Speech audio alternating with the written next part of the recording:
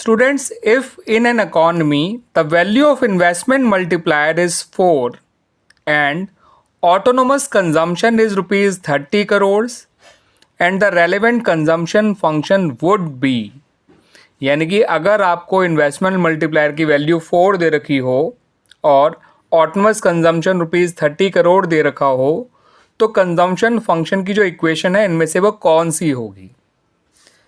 तो स्टूडेंट्स, यहाँ पर आपको सबसे पहले क्या करना है वो समझिए। आप मल्टीप्लायर का फॉर्मूला यूज़ करिए, ये वाला multiplier is equal to 1/MPS। अब मल्टीप्लायर की जगह लिखिए 4 इज इक्वल टू 1/MPS। इसे आप सॉल्व करेंगे तो MPS निकल के आएगा 1/4, यानी कि MPS निकल कर आएगा 0.25। अब आपको MPS मिल गया तो MPC निकाल लीजिएगा, क्योंकि ज़रूरत हमें एक्चुअल में MPS की नहीं MPC की है। तो MPC आ जाएगा 1 - MPS, यानी कि 0.75।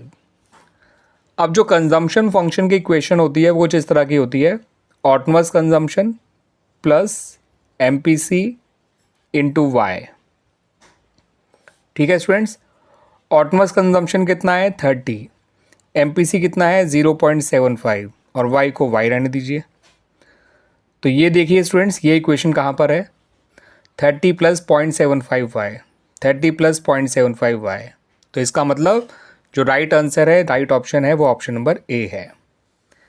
अब चलिए स्टूडेंट्स, इस क्वेश्चन को भी देख लीजिए।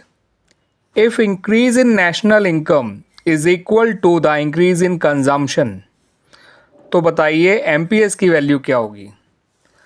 तो स्टूडेंट्स, अगर increase in national income increase in consumption के बराबर होगा, मैंने फॉर्मूला थोड़ा गलत लगा दिया, फॉर्मूला ये होता है ΔC/ΔY, ये होता है MPC का फॉर्मूला।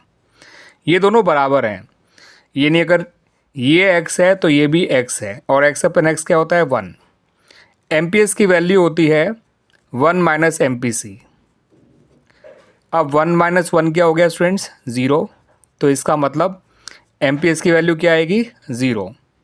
तो ना ही वो इक्वल टू यूनिटी है, ना ही वो ग्रेटर देन 1 है, ना ही वो लेस देन 1 है, वो है इक्वल टू 0। समझ में क्यों आ गया? समझ में स्टूडेंट्स, ध्यान रखिएगा MPC की वैल्यू होती है ΔC/ΔY, और साफ का है कि इंक्रीज इन कंजम्पशन और इंक्रीज इन नेशनल इनकम दोनों इक्वल हैं। यानी अगर ये x है तो ये भी x है, दोनों को काट देंगे तो 1 आ गया। और अगर MPC 1 होता है तो MPS 0 ही हुआ करता है। इस बात को ध्यान रखिएगा स्टूडेंट्स। ठीक है स्टूडेंट्स।